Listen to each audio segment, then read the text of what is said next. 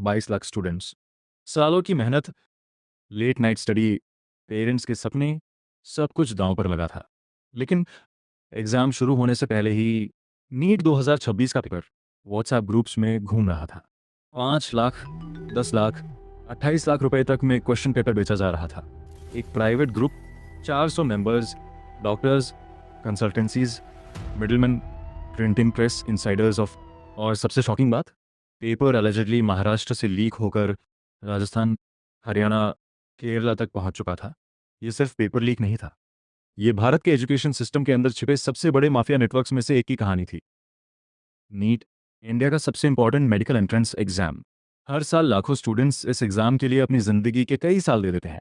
लेकिन 2026 में कुछ ऐसा हुआ जिसने पूरे देश को हिला दिया। एक लीक पीडीएफ, कुछ सस्पिशियस व्हाट्सएप चैट्स, और फिर शुरू हुई ऐसी इन्वेस्टिगेशन जिसने अलग अलग राज्यों को जोड़ दिया। महाराष्ट्र, जयपुर, गुरुग्राम, सिकार, केरला, धीरे धीरे एक पूरा नेटवर्क सामने आने लगा। आज हम समझेंगे पेपर लीक शुरू कहाँ से हुआ, कौन लोग जुड़े थे, पेपर कैसे सर्कुलेट हुआ, व्हाट्सएप ग्रुप्स कैसे ऑपरेट कर रहे थे, और आखिर कैसे लाखों स्टूडेंट्स का भरोसा टूट गया। रिपोर्ट्स के मुताबिक पूरा मामला शुरू हुआ महाराष्ट्र से, स्पेसिफिकली नासिक। एलिजिडली एग्जाम से लगभग 15 दिन पहले एक प्रिंटिंग प्रेस इंसाइडर को नीट क्वेश्चन पेपर तक एक्सेस मिला। यह से पहली बार पेपर बाहर निकाला गया। अब ध्यान देने वाली बात यह है कि भारत में बड़े कॉम्पिटिटिव एग्जाम्स के पेपर्स कई सिक्योरिटी लेयर्स से गुजरते। Printing, packing, transportation, storage.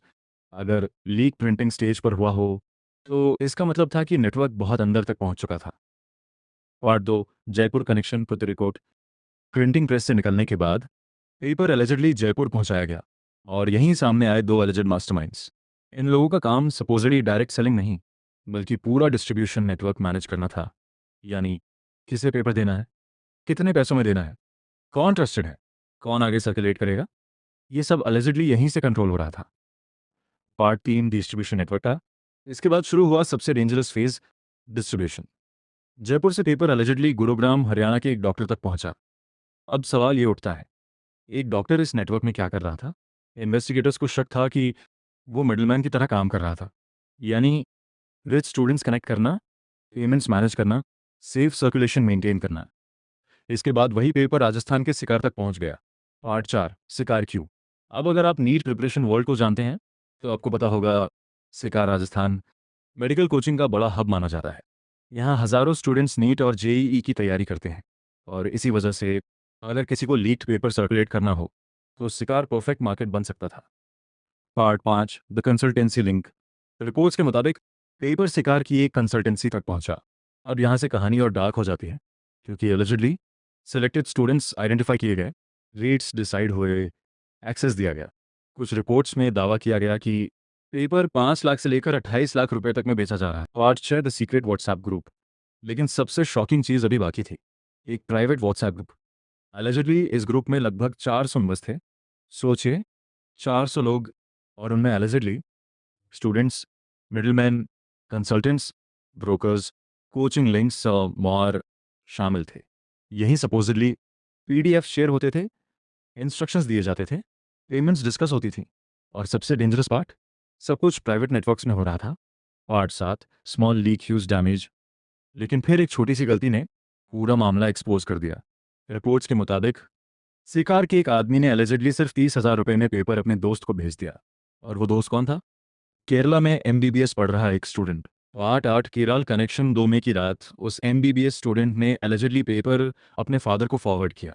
अब यहाँ कहानी और ज़्यादा डेंजरस हो जाती है, क्योंकि उसके फादर ने एलिजिडली वही पेपर पीजी हॉस्टल स्टूडेंट्स में शेयर कर दिया। यानी जो पेपर लाखों में बेचा जा रहा था वो धीरे धीरे अनकंट्रोल्ड सर्कुलेशन में जाने लगा। Part 9, the verification. लेकिन अभी तक किसी के पास प्रूफ नहीं था कि पेपर रियल है। फिर कोचिंग टीचर्स ने लीक डॉक्यूमेंट वेरीफाई करना शुरू किया, और यही इन्वेस्टिगेशन का सबसे शॉकिंग मोमेंट आया। बायोलॉजी के 90 क्वेश्चंस और केमिस्ट्री के 45 क्वेश्चंस एलिजिडली एग्जैक्ट मैच निकले। अब ये सिर्फ रूमर नहीं था, अब पूरा मामला नेशनल लेवल स्कैंडल बन चुका था। Part 10, first compliant.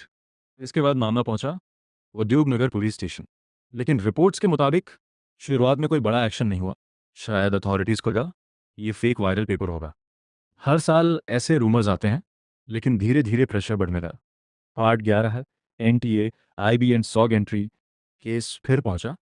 NTA, intelligence bureau, Rajasthan SOG, और यहीं से शुरू हुई बड़ी इन्वेस्टिगेशन। फ़ोन सीज किए गए, चैट्स एनालाइज हुई, डिजिटल ट्रेल्स ट्रैक किए गए। अब एजेंसीज ये समझने की कोशिश कर रही थीं कि क्या ये आइसोलेटेड लीक था या फिर nation wide organised racket. Part 12, money trail. Investigation में एक और शॉकिंग चीज़ सामने आई।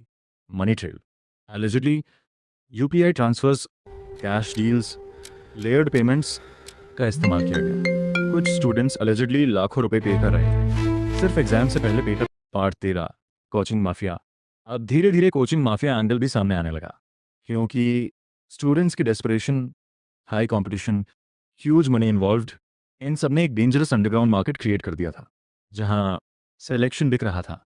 System failure. नीट 2026 कंट्रोवर्सी ने एक बहुत बड़ा सवाल खड़ा किया। क्या इंडिया का एग्जामिनेशन सिस्टम ट्रूली सिक्योर है? क्योंकि अगर printing stage, distribution stage, digital networks कहीं भी कॉम्प्रोमाइज़ हो जाए तो लाखों स्टूडेंट्स की मेहनत बर्बाद हो सकती है। आपको क्या लगता है? क्या इंडिया में कॉम्पिटिटिव एग्जाम्स पूरी तरह सिक्योर हैं? क्या ऐसे पेपर लीक नेटवर्क्स कभी खत्म हो पाएंगे? कमेंट करके अपनी राय ज़रूर बताइए।